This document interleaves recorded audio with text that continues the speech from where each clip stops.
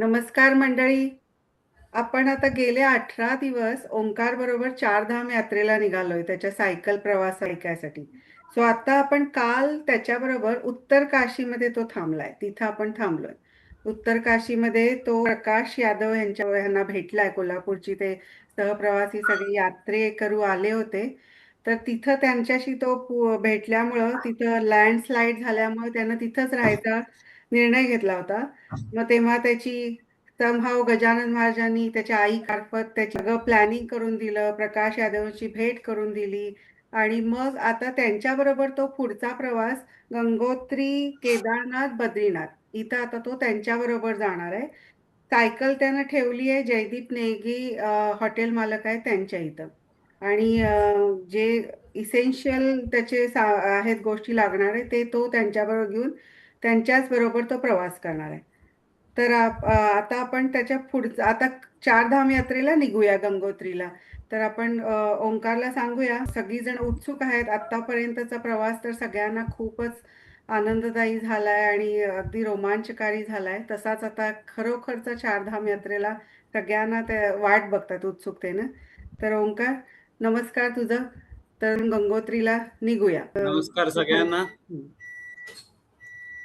जसं की आपण हा प्रवास करतोय, मी हा प्रवास 6 महिन्यापूर्वी केलाय, पण रादर तो आजच होतोय का काय आपल्या संवादातून असं मलाही वाटते. कारण मी जसं जसं तुमच्याशी बोलतोय तसे ते सगळे प्रसंग माझ्या डोळ्यासमोर येत आहेत. मी कुठल्या ठिकाणी थांबलो होतो, कोण भेटलं होतं, काय संभाषण झालं होतं, हे सगळ्या गोष्टी माझ्या डोळ्यासमोर येत आहेत. आणि मला तो प्रवास आत्ताच होतोय असंही कुठेतरी एक अनुभव येतोय, अनुभूती येते त्याच्यातून. तर जसं आपण पाहिलं की उत्तर काशीपर्यंत मी पोहोचलो होतो. उत्तर काशीमध्ये प्रकाश यादव हे कोल्हापूरचे यात्रा अरेंज करणारे, चारधाम यात्रा अरेंज करणारे एक गृहस्थ आहेत. त्याच्याबरोबर मी त्यांचे सहप्रवासी, सगळे यात्रेकरू असं मी सगळ्या त्यांच्यामध्ये सामावून गेलो. कारण त्या ठिकाणी कोल्हापूरचं कोणीतरी भेटतंय, आपल्या गावाकडचं कोणीतरी भेटतंय, ही फार मोठी गोष्टी माझ्यासाठी होती, तशीच त्यांच्यासाठी पण होती. की एक व्यक्ती कोल्हापूरहून आलाय, गेले 18 दिवस सायकलिंग करत येतोय आणि तो आपल्याला इथे भेटतोय उत्तर काशीमध्ये. त्यामुळे तेही सगळे खुश होते आणि मी त्यांच्याबरोबर जॉईन झालो. त्याच्यानंतर आम्ही उत्तर काशीमध्ये संध्याकाळी मी त्यांना भेटलो. रादर संध्याकाळी भेटल्यानंतर काशी विश्वेश्वराचं दर्शन घेतलं तिथे आणि तिथूनच काही अंतरावर असलेल्या त्यांच्या खोलीवरती मी राहायला गेलो. त्यांचं हॉटेल होतं, हॉटेलवरती तिथे राहायला गेलो. आता काय, हे सगळे लोक भेटल्यामुळे जेवण आणि राहणं आणि प्रवास हा सगळा त्यांच्याबरोबर होता. आता पुढचे काही दिवस मला ह्या सगळ्या गोष्टीची काळजी नव्हती की मी कुठे थांबणार आहे, कोण भेटणार आहे, हे काहीच नव्हतं. मी त्यांच्याबरोबर राहणार आहे. कारण चारधाम पैकी यमुनोत्री हे त्यांचं झालेलं होतं आणि गंगोत्री, केदारनाथ आणि बद्रीनाथ हे 3 धाम त्यांचे बाकी होते. आणखीन ह्या 3 धामांमध्ये तरी मी त्यांच्याबरोबर जाणार होतो. आणि मग नंतर पुन्हा जे यमुनोत्री जे धाम राहिलंय ते पुन्हा माझं मी करणार, असं सगळं आमचं ठरलं. त्या दिवशी रात्री छान जेवण झालं. बरेच दिवसांनी कोल्हापूरचं जेवण पुन्हा अनुभवायला मिळालं. कारण त्यांच्याबरोबर त्यांचं किचन होतं. या सगळ्या त्यांच्या चारधाम यात्रेमध्ये त्यांचं किचन त्यांच्या बरोबर होतं. कोल्हापूरचेच काही लोक आचारी जे त्यांच्याबरोबर होते ते सगळा स्वयंपाक करत होते. त्यामुळे सगळं अगदी कोल्हापुरी मसाल्यापासून कोल्हापुरी, इव्हन काही प्रमाणात कोल्हापुरी पाण्यापर्यंत त्यांनी व्यवस्था होती. त्यामुळे हे सगळं मी अनुभवलं. मला त्या रात्री छान जेवण मिळालं. रात्री एसी मध्ये पुन्हा झोपलो. जसं की ऋषिकेश मध्ये मला एसी मध्ये झोपायला मिळालंच होतं, इथेही तोच अनुभव. इथेही छान झोप झाली. आणि दुसऱ्या दिवशी आम्ही सकाळी गंगोत्रीसाठी प्रवास सुरू केला. तर गंगोत्री हे उत्तर काशीपासून गंगोत्री 100 किलोमीटरचं अंतर आहे. पण जसं की आपण आता जर मी कोल्हापूरमध्ये, महाराष्ट्रामध्ये म्हटलं की 100 किलोमीटरला साधारणपणे 3 तास पुरेसे आहेत. बरोबर. 3 तास जाण्यासाठी, 3 तास येण्यासाठी एवढे पुरेसे आहेत. तर ही परिस्थिती महाराष्ट्रात आहे. पण जेव्हा आपण पहाडामध्ये, उत्तराखंडमध्ये असतो तेव्हा तिथे तुम्हाला वेळेचं गणित बांधता येत नाही. बरोबर. तुम्हाला जाताना तुम्ही लवकर निघणे, थोडा वेळ हातात ठेवून निघणे हेच तुमच्या हातात असतं. खरं. कारण कारण ते सगळे रस्ते वळणावळणाचे आहेत. तसे बरेच ठिकाणी सिंगल रस्ते आहेत की समोरून एकच वाहन, आपलं वाहन आणि समोरून येणारं वाहन एवढंच एका वेळेला सुटू शकतं. बरोबर. तर मग तुम्ही तिथे गडबड करून चालत नाही. वळणावरती लांबून एखादं समोरून वाहन येत असतं तर तुम्हाला आधीच थांबावं लागतं. कारण एखाद्या वळणात 2 वाहनं सुटणार नाहीत. बरोबर. त्यामुळे तुम्हाला आधीच थांबावं लागतं. हे सगळं तिथल्याच वाहन चालकांना माहिती असतं. रस्त्यावरती काही प्राणी वगैरे दिसले का तुला तिथं? का नाही? नाही, ते कारण तो तसा रस्ता रहदारीचा रस्ता आहे. कारण उत्तर काशी ते गंगोत्री या याच्यावरती रहदारी असते, जे यात्रेकरू जात असतात. आणि तिथे जंगल कमी आहे. ओके. मोठमोठाले पहाड जरी असले तरी जंगल कमी आहे. कारण 6 महिनेच तिथे बर्फ नसतो. बाकी 6 महिने बर्फ असतो. त्यामुळे तिथलं हे वातावरण आत्ता जेव्हा मी सप्टेंबरमध्ये तिथे होतो तेव्हा प्रचंड थंडी होती. हो ना. मग ह्या सगळ्या ह्याच्यामध्ये प्राणी किंवा असं काही दिसलं नाही. जेव्हा प्रवास चालू झाला, कारण आम्ही सकाळी साधारणपणे 7 वाजता प्रवास सुरू केला. सकाळी नाश्ता आम्ही तिथेच केला हॉटेलच्या ह्याच्यावर. त्यांचंच किचन होतं, त्यामुळे सकाळी लवकर त्यांनी नाश्ता तयार केला. दुपारचं जेवण त्यांनी बरोबर घेतलं तयार करून. आणि हे केल्यानंतर आम्ही 7 वाजता साधारणपणे प्रवास सुरू केला. आणि नाश्ता हा बरोबर घेतला होता आम्ही. वाटेतच पॅकेट्स तयार करून घेतले होते आणि मध्ये रस्त्यात कुठेतरी थांबून नाश्ता करायचा, अशा याने आम्ही 7 वाजता बरोबर प्रवास सुरू केला होता. 7 वाजता प्रवास सुरू झाल्यानंतर 100 किलोमीटरला साधारणपणे 4.5 ते 5 तास लागतात. हो ना. त्यामुळे आम्ही गंगोत्रीला पोहोचलो दुपारी 12 वाजता. निघाला किती वाजता होता तुम्ही? 7 वाजता निघालो होतो आणि पोचायला साधारणपणे 12:30 वाजले होते. ओके. मधल्या या टप्प्यामध्ये आम्ही एके ठिकाणी थांबून नाश्ता केला. आमच्याकडे जे पॅकेट्स होते रेडीमेड ते तिथे आम्ही खाल्ले. आणि साधारणपणे तिथे मधल्या ह्या 100 किलोमीटरच्या टप्प्यामध्ये हर्षिल आणि धराली अशी 2 गावं लागतात. कारण तिथे अशी रस्त्याला लागून थोड्या अंतरावर गावं नाही आहेत. बऱ्याच 25, 30, 40 किलोमीटर गेल्यानंतर एखादं गाव तुम्हाला दिसेल. आणि गाव म्हणजे फार मोठं गाव नाही, तर 5-50 घरं, 100 घरं संपलं. त्याच्यावर ते गाव नाहीये. 50 उंबरठा म्हणजे भरपूर झाला.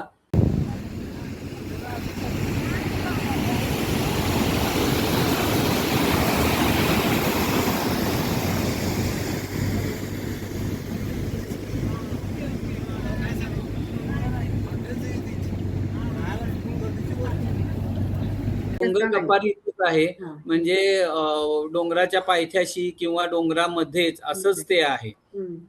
मी तिथे जेव्हा पोहोचलो आम्ही तेव्हा त्याच्या आधीच 1 महिना पाऊस झाला होता प्रचंड तिथे. आणखीन त्या पावसामध्ये जो मोठा डोंगरातनं मोठा पाण्याचा लोंढा आला, त्या लोंढ्यामधून धराली गावामधली बरीचशी हॉटेल्स आणि घरं वाहून गेली होती अक्षरशः. निम्म्याहून अधिक गाव उद्ध्वस्त झालेलं होतं. कारण धराली या गावाच्या बाहेरच्या बाजूलाच BSFचा कॅम्प आहे, मोठा कॅम्प आहे BSFचा. बॉर्डर सिक्युरिटी फोर्स जी विंग आहे आपल्या इंडियन आर्मीची, त्यांचा मोठा कॅम्प आहे तिथे, बेस कॅम्प. आणि त्या गावामध्येच ते जो पाण्यामुळे हे झालं होतं, ते पूर्णच्या पूर्ण गाव विस्थापित झालं होतं, वाहून गेलं होतं तिथून.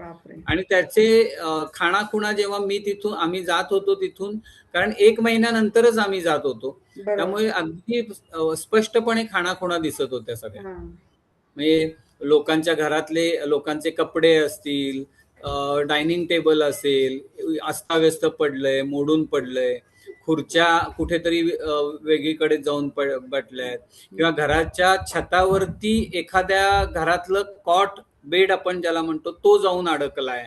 अशा सगळ्या गोष्टी तिथे झालेल्या होत्या. पण हे त्यामुळे नॅशनल टेलिव्हिजनवरती दाखवतात का रे असे न्यूज? कारण मी हो, ही असताना तर बातमी ते आलेली होती. आलेली आहे. धारालीची जी बातमी होती, ती ओके. तिथे आली होती 1 महिन्यापूर्वीच. तिथं नाही म्हणजे आणि आता महाराष्ट्रातल्या लोकांना तर या गोष्टी कळत नाही ना, का कळतात? महाराष्ट्रात सुद्धा कळलं होतं. ओके. ओके. कारण जे न्यूज चॅनल आहेत, त्याच्या थ्रू महाराष्ट्रात सुद्धा समजलं होतं. कारण तो मोठ्या प्रमाणात झालेलाच एक म्हणजे राईट. भाग होता. हं, हं. आणि त्यामुळे ते लक्षात आलं होतं. मलाही हे माहिती होतं, की पुढे अशा प्रकारची दुर्घटना झालेली आहे. हां. आणि आपल्याला ते बघायला मिळणार आहे, हं, अनुभवायला मिळणार आहे. हं. त्यामुळे आम्ही ते बघतच होतो, की कुठे काय काय झालंय.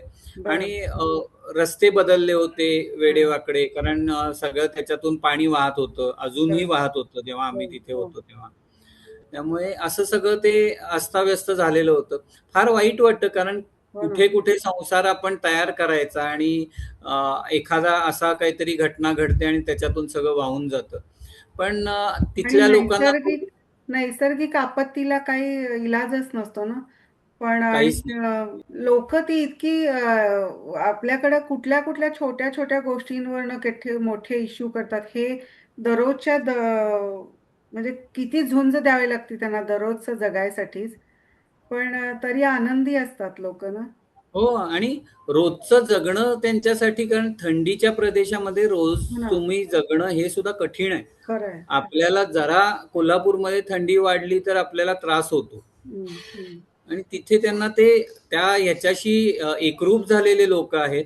आणि ह्याच्यातून जे होतं त्यांना कल्पना आहे, की असं होऊ शकतं. तरी बरोबर. ते त्याच्यातून पुढे जाण्याचा प्रयत्न करतायत. हं, आणि ह्या गोष्टी चालू आहेत तिथे सुद्धा. हं, हं. कारण जेव्हा मी धरालीमधून आम्ही तिथून जात होतो, तेव्हा प्रत्येक जण त्या गावातले लोक, कुठे काय मिळतंय, आपल्या घरातली वस्तू वाहून गेलेली काही शिल्लक आहे का, ती जमवाजमव करणं, किंवा पुन्हा नव्याने घर बांधण्यासाठी जागा साफ करणं, हे हां. सगळं चालू होतं.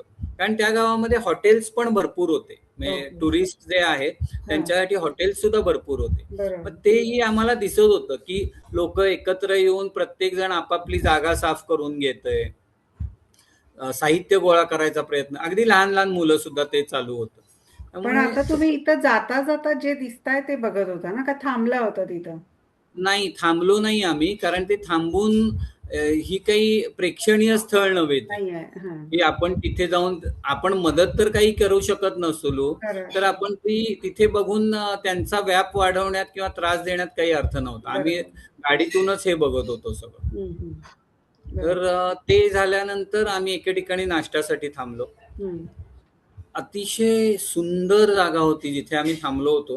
हं, डोंगरातून येणारा एक छोटासा ओढा, त्या हं. ओढ्याकाठी अतिशय गार पाणी ओढ्याचं. हो. बाजूला बाजूला पूर्णपणे म्हणजे सगळे दगड होते. हां. पण मागे जो पहाड होता तो अगदी प्रेक्षणीय होता. बरं. हां, मग तिथे आम्ही एक 15-20 मिनिटं, अर्धा तास थांबलो, नाश्ता केला हां, आणि परत पुढे निघालो. त्याच्या पुढे हर्षिल नावाचं गाव लागतं. हां. हर्षिल हे गाव म्हणजे आपण राम तेरी गंगा मैली पिक्चर बघितला हां, असेल किंवा हां. आठवत असेल प्रत्येकाला, त्याचं शूटिंग तिथे झालेलं आहे, बरं. हर्षिल गावाचं. आणि अजूनही तिथे जो सेटअप तयार केला होता त्यांनी, हां. त्यापैकी काही गोष्टी म्हणजे मंदिर असेल किंवा काही गोष्टी आहेत त्यांच्या, त्या तिथे आहेत. बरं, बरं. त्यांनी त्या परमनंटली केल्या होत्या. ओके. मूव्हीसाठी केलेल्या त्या? हां, हां. त्यामुळे ते ते बघायला मिळालं. म्हणजे आम्ही थांबलो नाही तिथे सुद्धा. हं. गाडीतून जाताच हे बघितलं. कारण ते जे होतं ते नदीच्या त्या बाजूला होतं. बरोबर, बरोबर. त्यामुळे ते बघत आम्ही पुढे गेलो. हं. जाताना दोन्ही बाजूला रस्त्याच्या, कारण सफरचंदाची झाडं भरपूर आहेत हां. आणि सफरचंद लागलेले होते. हं, त्यामुळे काही कच्चे होते, काही हिरवे होते. हं. अ, छान लाल चुटूक रंगाचे पण सफरचंद हां, दिसत होते. हां. तर हे अनुभव छान करत आम्ही गंगोत्रीला साधारणपणे 12:30 वाजता पोहोचलो. बरं, बरं. आणि गंगोत्री असं आहे, की जिथे आपण गंगोत्री म्हणून जातो, जिथे मंदिर आहे, हां. त्याच्या आधी 1-1.5 किलोमीटर वाहनं थांबवतात. बरं, पुढे 1-1.5 किलोमीटर चालत जावं लागतं आतमध्ये. वाहनांना आत प्रवेश नाहीये. बरं. अगदी त्या मंदिराच्या मागे किंवा दोन्ही बाजूला मोठमोठे डोंगर आहेत. हं. काही ठिकाणी बर्फ दिसत होता, हो. काही डोंगरांवरती. त्यामुळे आणि थंडी जाणवत होती हवेत, म्हणजे साधारणपणे आपल्याला गरम कपडे घालण्या एवढी थंडी त्यावेळेला सुद्धा होती. शंकराचेच मंदिर ना सगळे ते? नाही, गंगोत्रीला म्हणजे शंकराची पिंड आहे, हा पण गंगोत्रीला असं म्हटलं जातं की गंगा नदीचं मंदिर आहे ते. हा हा आणि भगीरथांनी जेव्हा गंगेचं आव्हान केलं आणि गंगा घेऊन ते आपल्या कुळाचा उद्धार करण्यासाठी गंगा पृथ्वीवरती त्यांनी आणली, हम्म. तर तो प्रवास तिथून चालू झाला. ओके, गंगोत्री पासून. गंगोत्रीपासून तिथे गंगेचं मंदिर आहे, हा ह्या देवतेचं. आणि खरा त्याचा उगम आहे तो तिथून मागे 18 किलोमीटर आहे. बर. तर गोमुख घाट त्याला म्हटलं जातं. हा तर ते पूर्ण अजूनही बर्फात आहे, म्हणजे ओ तिथे जाण्यासाठी तुम्हाला परवानगी घेऊनच जावं लागतं. बरोबर तिथला लोकल एक गाईड घेऊन जावं लागतं. हम्म. आणि मधल्या रस्त्यावरती पोलीस चौकी आहे, तिथे बर. जाताना तुमचं रजिस्ट्रेशन करायचं हा आणि मगच आतमध्ये सोडतात. बरोबर. मी तिथे नाही गेलो, हा पण कारण त्याच्यासाठी 18 किलोमीटर हे चालत जायचंय, बापरे. वाहन नाहीये तिथे. हम्म. 18 किलोमीटर चालत जायला लागणार आहे. आहेत, आणि जाणारी लोक आहेत तरी? हो, आहेत. ओके. म्हणजे जर तुमची आधी तयारी असेल आणि त्याचं रजिस्ट्रेशन वगैरे व्यवस्थित झालेलं असेल, हा तिथल्या गाईड बरोबर जर संपर्क झालेला असेल, हा तर तुम्ही जाऊ शकता. आणि साधारणपणे 3 दिवसाचा तरी कालावधी तुमच्याकडे हवा. बर. म्हणजे 1 दिवस जाणं येणं, म्हणजे हा 1 दिवस जाण्यासाठी, 1 दिवस येण्यासाठी, हा आणि एखादा दिवस तिथे राहणार असाल तर राहण्यासाठी. पण राहायची तरी काय सोय असणार रे तिथं? टेंट आहेत तिथे, ओके. म्हणजे गव्हर्नमेंटने केलेली सोय आहे, हा किंवा काही प्रायव्हेट टेंट्स वगैरे सुद्धा आहेत. ओके. आता थोडंसं कसं आहे की टुरिझम वाढत असल्यामुळे हा ह्या हा गोष्टी सोयी होत सहज. आहेत तिथे, बरोबर. ह्या चालू आहेत. पण मग आता तिथं शंकराचं आणि गंगेचं देऊळ आहे. हा हा. आणि पण जिथं तू म्हणालास 1 किलोमीटर वरती पूर्वीच त्या गाड्या थांबवतात, तर पार्किंग वगैरे सगळं साईडलाच म्हणजे पॅकच असेल नाही का रस्ते? मग तिथनं एक हा किलोमीटर पार्किंग तुम्हाला रोडलाच करावं लागतं. पार्किंग साठी स्पेस आहे, पण ती भरते लगेचच. पे आणि करावं मग लागतं का तिथून त्याला पार्किंगसाठी पे? हा, पे अँड पार्क आहे. पे and pass. हं. हो, आणि पण मग वयस्क जातात ते कसे चालत जातात? 1 किलोमीटर चालत जातात, किंवा तिथे व्हीलचेअर पण मिळते, मिळते. किंवा तुम्हाला पाठीवर घेऊन जाणारे पिट्टू सुद्धा मिळतात, ओके, तेही तुम्हाला बास्केट घेऊन मध्ये जातात, घेऊन जातात ते. बास्केटमध्ये घेऊन जातात. हा हेही आहे तिथे. ओके. कारण मग आता गंगोत्रीला तुम्ही मग सगळी उतरल्यानंतर देवाचं दर्शन वगैरे झालं, मग आता पूजा वगैरे तिथं तुम्ही केली होती का नाही? हा, तिथे अभिषेक केला होता, हा त्यामुळे थोडा वेळ तिथेही आमचा गेला. हा आणखीन छान दर्शन झालं, मग मी मन प्रसन्न झालं, कारण गंगेचं पात्र तिथे सुद्धा मोठं आहे, हा आणि मोठा जोरदार प्रवाह आहे. हो ना. वरून जो काही येतो हा तो हा प्रवाह जोरदार आहे. तुम्ही असा नुसता पाय सुद्धा, म्हणजे पाय प्रवाहामुळे एवढा वेग आहे त्या पाण्याला, हा की हा तसा पाय ठेवून उभे राहू शकत नाही. हो तिथे सेफ्टी चेन्स त्यांनी लावलेल्या आहेत, की बरोबर. त्याच्या पुढे तुम्ही जाऊ शकत नाही. हा आणि कार चिल्ड वॉटर आहे, आणि स्वच्छ. स्वच्छ आहे, हा एकदम स्वच्छ आहे हा पाणी तिथलं. वा, म्हणजे तुझी गंगोत्रीचं दर्शन झालं आता शेवटी. गंगोत्रीचं दर्शन झालं, तिथे हा मस्त अभिषेक झाला. हा दर्शन घेण्यात साधारणपणे 1.5 ते 2 तासाचा वेळ लागला आम्हाला हे सगळं होईपर्यंत. हा हा पण आणि आता हे कसं की माझ्याबरोबर हे सगळे सहप्रवासी यात्रेकरू होते, हम्म त्यामुळे एकमेकांचं हे करत करत आम्ही ते सगळं चालू होतं. हम्म आणि तिथून मग आम्ही दुपारी 2 वाजता बाहेर पडलो. हम्म वाटेतच आमच्याकडे तयार जे काही आम्ही जेवण घेतलेलं होतं हा तयार करून, ते आम्ही वाटेत एका ठिकाणी, उत्तराखंडामध्ये टुरिस्ट डेस्टिनेशन असल्यामुळे हा हा तिथल्या राज्य सरकारने बऱ्याचशा ठिकाणी टप्प्याटप्प्यांवरती रस्त्याच्या बाजूला तुम्हाला बसण्यासाठी मोठे स्पेस केलेली आहे, की बर. जिथे व्यवस्थित सोय केली आहे, बसायला जागा व्यवस्थित आहे, हा स्वच्छता असते बऱ्यापैकी तिथे. बाथरूम वगैरे. हा, बाथरूम तिथे नव्हतं, हम्म पण बसण्याची जागा एक शेड केलेली होती, हम्म असं सगळं व्यवस्थित आहे. हम्म. आणि असं बऱ्याच ठिकाणी अनुभवायला मिळतं आपल्याला, की म्हणजे बस कारण स्टॉप जसे बनवतात तसं. हां, जसे बस स्टॉप असतात तसे हे तुम्हाला हा थांबून जेवावं वाटलं, हा विश्रांती घ्यावीशी वाटली, तर तुम्ही थांबून विश्रांती घेऊन, जेवण करून किंवा थोडा वेळ म्हणजे झोपायचं असेल, तरी तिथे एक 10 मिनिटं विश्रांती घेऊन तुम्ही पुढे जाऊ शकता. हा हा. अशी व्यवस्था त्यांनी केलेली आहे. चांगली आहे. निदान गव्हर्नमेंटनं बरंच काहीतरी सोय हो, तो केली. हा. इनिशिएटिव्ह घेतलाय चांगला हा. आणि बऱ्यापैकी स्वच्छता सुद्धा असते तिथे. बरं. थंडी पण असणार आहे ना, कारण तिथे कायम. हो, थंडी होतीच ना. म्हणजे हम्म. ही पॅक रूम नाहीये. नाही सगळं पण तरी ओपनच हा. आहे. फक्त बरं. वरती छप्पर आहे आणि खाली बसायला छान बेंचेस वगैरे बरं. केलेले आहेत. हो हो. नाहीतर बसायला ते पण पाहिजेच ना, लोक म्हातारी असतात. म्हातारी काय तळणं, हो, ती लोक पण दमतात एवढं चालणं. आणि बरोबर. त्यामुळे हे चांगली सोय आहे ते. मग आता अगदी आहे. गंगोत्रीला तिथं पुजारी वगैरे असतात का कायमच तिथं, का हो, असतात. असतात? असतात. म्हणजे कारण परत तसंच की 6 महिन्याचंच हे आहे. एकदा हो कपाट हो. बंद झाले मंदिराचे, हम्म. की मग तिथे तुम्हाला कोणी जातही नाही. मग बंदच ठेवतात देऊळ? हां, 6 महिने देऊळ बंद. ओके. हां. बर. पण ते फक्त गंगोत्रीला का चारी धाम असे 6 महिने बंदच असतात? चारही धाम म्हणजे आता याच्यातलं केदारनाथ, बद्रीनाथ तर पूर्णपणे बंद. हा. तिथे कोणी जात नाही कारण ते उंचावरती आहे बरोबर. केदारनाथ. हो. बद्रीनाथ सुद्धा ज्या ठिकाणी बद्रीनाथ आता मंदिर आहे हा किंवा बद्रीनाथांची जिथे मूर्ती आहे, हा. ती सुद्धा मूर्ती जोशी मठामध्ये आणली जाते. हो. हा. त्यामुळे कारण पुढे रस्ते बंद होतात, बर्फ असतं रस्त्यांवरती, कोणी हा. जाऊ शकत नाही. खरंय. त्यामुळे पुजारी वगैरे सुद्धा हे सगळे जोशी मठमध्ये येऊनच राहतात आणि हम्म. तिथेच त्यांची पूजा अर्चा होते. हे फक्त केदारनाथचं सांगतोयस तू? केदारनाथ आणि बद्रीनाथ. दोन्हीकडं. हा. हो. केदारनाथची जी काही हे आहे ती उखी मठला असते ओके आणि बद्रीनाथ जोशी मठमध्ये असतात. Okay okay.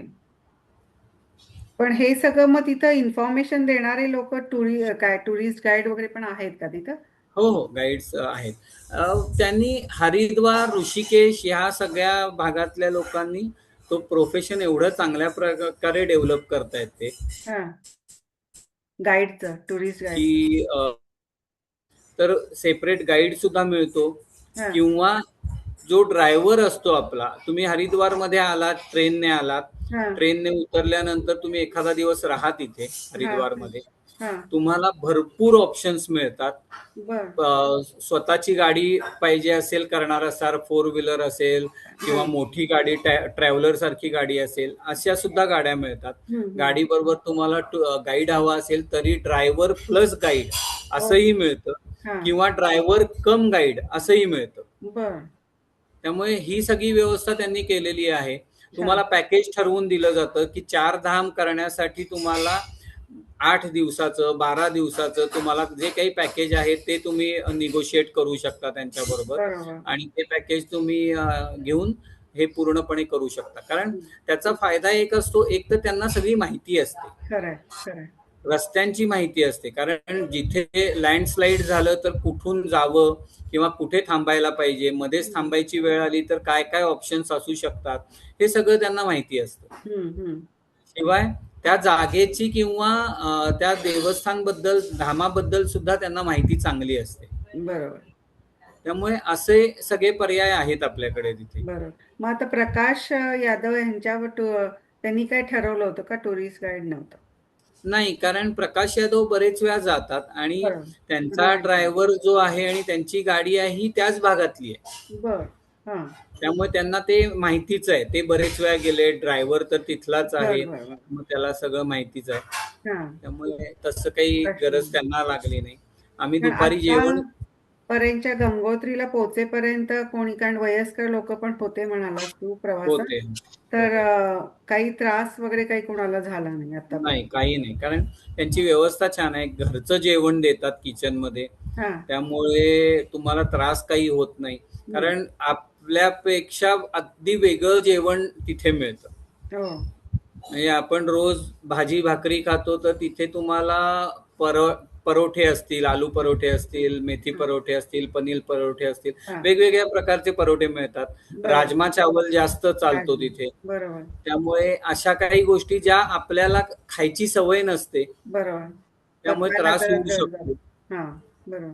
मग इथे कसं, इथे त्यांचंच जेवण असल्यामुळे ही हा. गोष्ट त्यांना कधी जाणवली नाही. बरोबर. म्हणजे फक्त लोकांना हवा त्रास होत आणि नाही म्हणजे झाला.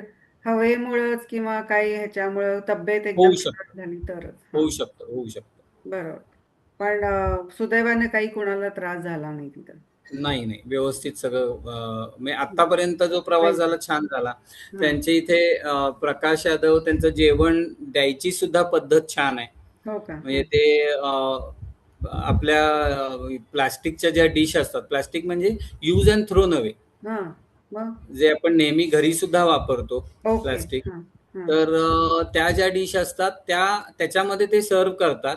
पण हां. त्याच्यामध्ये ते खाली बटर पेपर टाकतात. ओके. हां. आणि म्हणजे स्वच्छ त्याच्यावरती करायला जेवण पाहिजे. सर्व्ह करतात. म्हणजे जरी ते हे झालं, ते धुवायला लागत नाही डिश. बरोबर. करेक्ट. कारण तिथे आणि धुवून म्हणजे घाण करण्यापेक्षा तसंच ते जे बटर पेपर असतात ते गुंडाळून आपल्या डस्टबिनमध्ये ठेवतात आणि मग पुढे जिथे त्यांचं हॉटेल आहे तिथे ते डिस्पोज करतात. Okay, okay. नाही, चांगली आयडिया आहे. हां, म्हणजे जेवढे आहेत तेवढे प्रवासी त्यांच्या नाव एक-एक प्लेट प्रत्येकाच्या नावानं, चमचे हे ते सगळं. बरोबर. अगदी. हां. नाही चांगलीच, कारण आता ते खूपदा जात असतील त्यामुळे त्यांना अनुभव येत असेल तर त्यांनी त्यांनी ते डेव्हलप केलेलं आहे सगळं. हां. बरोबर. मग आता तुम्ही गंगोत्रीचं दर्शन झालं, गंगेचं झालं, ह्याचं शिवाचं झालं आणि मग नंतर तुम्ही परत येऊन तुम्ही आता कुठेतरी थांबलाय ना हां, आम्ही लंचसाठी? जेवणासाठी दुपारी थांबलो. साधारणपणे 2:30 वाजता वगैरे आम्ही जेवण घेतलं हां. आणि पुन्हा 3 वाजता आम्ही हा परतीचाच प्रवास चालू आहे. कारण उत्तर काशीमधनं आम्ही सकाळी निघालोय. बरोबर. आज रात्रीचा मुक्कामी आम्हाला उत्तर काशीमध्येच करायचा आहे. ओके. तिथंच परत कारण यायचं. हां. हां, मध्ये काही थांबण्याचं ठिकाण नाहीये. बरोबर. त्यामुळे आम्हाला परत उत्तर काशीमध्येच जायचंय आणि साधारणपणे 5 तास लागतात. हो. हां. त्यामुळे आम्ही 2:30 वाजता तिथून निघालो. हां. अ, मध्ये आम्ही अ, पुन्हा हर्षिल, धराली ह्या गावांमधनंच पुन्हा परतीचा प्रवास केला. Same come back. हां, सेम रूट, सेम रूट. हं. तर तिथे आलो. मध्ये आम्ही रस्त्यात दोन ठिकाणी थांबलो होतो. बरं. तर तिथे एका ठिकाणी आम्ही जिथे थांबलो होतो तिथे सफरचंद घेण्यासाठी थांबलो. हां. काहींना सफरचंद घ्यायची होती. छान अगदी लाल लाल सफरचंद होती. त्यामुळे सफरचंद घेण्यासाठी बागांमध्ये गेलो होतो हां. इथल्या हं. सफरचंदाच्या. तर हां. तिथे थांबलो. महाग आहेत आणि का सफरचंद आपल्यापेक्षा? का नाही, थोडीशी स्वस्तच आहे हां. तिकडे. हां. आणि त्यांचा तेव्हा सीझन संपत आला होता आम्ही जेव्हा गेलो त्यावेळेला. हां. त्यामुळे थोडं त्यांनी कमी रेट्समध्ये सुद्धा ते देत होते. बरोबर. कारण आपल्याकडे आंब्याच्या ह्याच्यात जसं असतं तसं हो, तिथं तसं होतं. अगदी, हां. अगदी. कारण काय आहे, शेतकऱ्याला आपल्याकडचा माल आपल्याकडे ठेवून चालणारच नाही. खरंय, कारण हा खराब होणारा गोष्ट आहे. खरंय. त्यामुळे तो त्या वेळेला संपणं गरजेचंच आहे. बरोबर. त्यामुळे ते त्याचं हे होऊन जातं लवकर. हां, डिस्पोज हां. करायचा प्रयत्न करतात. काही वेळेला कमी रेटला, काही वेळेला न परवडता सुद्धा ते द्यावं लागतं. पण खरंय. इलाज नसतो त्याला. बरोबर. खराब मग होण्यापेक्षा त्याचे 2 पैसे आलेले बरे. हो ना, हो. आणि मग ते काय कोल्हापूरपर्यंत घेऊन आलात की नाही साईसाठी, बायकोसाठी? नाही, मला शक्यच नव्हतं ते. हां, तू कारण मी सायकलवरनं. ते पुन्हा सायकलवरचा प्रवास होता बरोबर. आणि मला अजून किती दिवस लागतील मला काही माहिती नव्हतं. खरंय. त्यामुळे मला शक्यच नव्हतं. पण काही लोकांनी घेतले. म्हणजे ते हां, प्रवासामध्ये घेतले. ते हां. परत, कारण त्यांना सुद्धा जे बाकीचे यात्रेकरू होते, हं. त्यांना सुद्धा कोल्हापूरमध्ये जायला अजून 12 दिवस लागणार हो, होते. हो. बरोबर आहे. त्यामुळे तेवढे दिवस ते सफरचंद टिकणार नाही. खरंय, खरंय. त्यांनी त्यांच्या प्रवासासाठी काही घेतले. घेतली. हां. त्यानंतर आम्ही परत पुढे आलो. पुढे चहासाठी म्हणून थांबले होते एके हं, ठिकाणी. हं, तर मला तिथे आम्ही चहा पीत होतो. हं. तर तिथे एक असा प्रकार बघायला मिळाला, की आपल्याकडे गवताची गंजी करून ठेवतात. बरं. गवत एकावर एक रचून, हां, की जेव्हा पाऊस चालू होईल, हां. तेव्हा ओला चारा तर मिळेल, बरं. पण ओला चारा नसेल काही ठिकाणी, हां. तर त्याची बेगमी म्हणून ती गवताची गंजी आपण करून ठेवतो. बरोबर. आणि ते आपण कसं ठेवतो, की एका मोठ्या भाऱ्यामध्ये बांधून ते भारे एकावर एक रचतो. बरोबर. तिथे प्रकार थोडा वेगळा होता. तिथे ते गवताच्या माळा तयार करतात वा. आणि अगदी म्हणजे 50-50 फूट लांब होतील एवढ्या माळा तयार करतात मोठ्या बर. आणि त्या झाडांवरती टांगून ठेवतात. हा. अरे बापरे. कारण जेव्हा बर्फ पडतो हा. तेव्हा बर्फ जरी पडला हा. तरी त्या झाडांवरून एक एक माळ काढून घेणं सोपं पडतं त्यांना आणि बर्फ त्यात साठून राहत नाही खरंय खरंय. लवकर झाडांवरती टांगून ठेवलेले असल्यामुळे. हा. अगदी त्या त्या तिथल्या वातावरणाशी एकरूप होऊन काय त्यांना सुटेबल आहे, हो. कसं त्यांच्या बेटरमेंटसाठी आहे, हे सगळं बघून ते चालू असतं तिथे. मी बरोबर. त्याचा व्हिडिओ केलाय, तो हा. मी नक्की शेअर करेन नक्की. आणि चांगली युनिक गोष्ट वाटली मला ती. हो ना.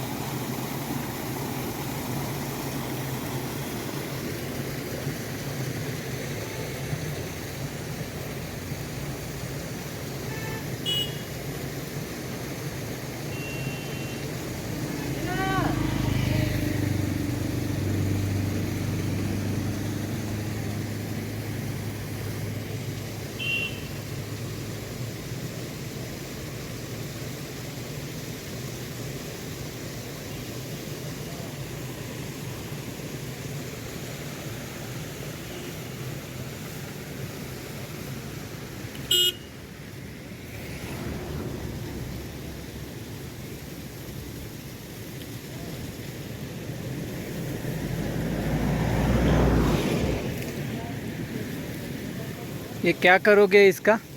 ये गाय के लिए घास। अच्छा, लेकिन ऐसा क्यों करके रखते हो? ये स्टोर करके रखते हैं ना इनको। ये हमें ये बेले लगानी पड़ती है ना। अच्छा, हाँ, ये टंगा के रखते हो?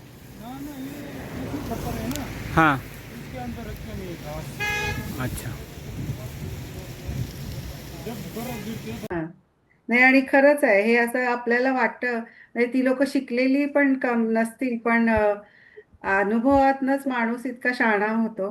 खरंच ठीक आहे. उत्तर काशीच्या सेम हॉटेलला आलो परत तिथं. रात्री परत तिथे आलो हा. आणि रात्री मग त्या दिवशी काय काय झालं आता काय आहे, एका दिवसामध्ये मला ह्या यात्रेकरूंची चांगली ओळख झाली होती. हा. त्यामुळे मग काही कोल्हापूरच्या गप्पा, आज दिवसभरातल्या काही गप्पा असं करत छान रात्री जेवण, परत रात्री गरम गरम जेवण कोल्हापूर स्टाईलच, हा. हे सगळं मिळाल्यावर ते आनंद त्याचा घेऊन रात्री आम्ही झोपलो. कारण दुसऱ्या दिवशी आम्हाला पुढचा प्रवास होता केदारनाथसाठी ओके. तो मोठा आणि प्रश्न मोठा प्रवास होता आणि केदारनाथ एका दिवसात गेलो आणि आलो असं नाहीये. नाहीये. आम्हाला जाऊन केदारनाथला पोचायचं होतं. हा. त्या दिवशी रात्री वस्ती करायची होती आणि दुसऱ्या दिवशी किंवा त्याच्या दुसऱ्या दिवशी केदारनाथला जायचं होतं. हो. कारण हे कसं होतं, थोडस वातावरणावरती असतं. वातावरण जर अनुकूल नसेल तर तुम्हाला केदारनाथला जाताही येणार नाही बरोबर. वरतीच. हो ना. त्यामुळे ह्या गोष्टी थोड्याशा तुम्हाला वेळ हातात ठेवूनच जाव्या लागतात. चांगलंय. आता आपण मग आता गंगोत्रीचं एक धाम झालं आपलं पहिलं. गंगोत्री नाही का? धाम झालं. गंगोत्रीचं लोकांनी पण चांगला अनुभव घेतला. दर्शन झालं आपलं, शिवदर्शन झालं. छान आजूबाजूचा परिसर पण डोळ्यासमोर आला सगळ्यांच्या आणि स्वच्छ सुंदर पाणी, डोंगर आणि त्यातनं जाणाऱ्या गाड्यामधनं नाही का? हो, गाड्या असतील, सफरचंदाच्या बागा असतील, बरोबर. सुंदर गोष्टी अनुभवायला मिळतात. हा. आता ते सगळं करून आपण परत उत्तर काशीला आलोय आणि हो. तिथे आता आपण थांबणार आहे रात्रीचा हो. प्रवास आणि मग सकाळी परत दुसऱ्या दिवशी निघून तो केदारनाथला आपण निघणार आहे. हा, केदारनाथच्या दिशेने प्रवास दुसऱ्या दिवशीचा आहे. दुसऱ्या तर आपण मग आज आता आपण गंगोत्रीला थांबूया म्हणजे एक एक धाम आपण एक एक दिवशी असं हो, झाल्यासारखं. अगदी अगदी. आणि तेच योग्य राहील, कारण तेवढा वेळ त्याला देता येईल. हा बरोबर. मग आता पुढचा प्रवास आपण पुढच्या भागात बघूया केदारनाथचा. ठीक आहे, तिथंच थांबूया मग आपण आता. नमस्कार मंडळी, आज इथेच थांबतोय. मला आशा आहे की तुम्हालाही पुढचा भाग ऐकायची तेवढीच उत्सुकता आहे आणि पुढचा भाग ऐकायचा असेल तर प्लीज लाईक शेअर आणि सबस्क्राईब करा.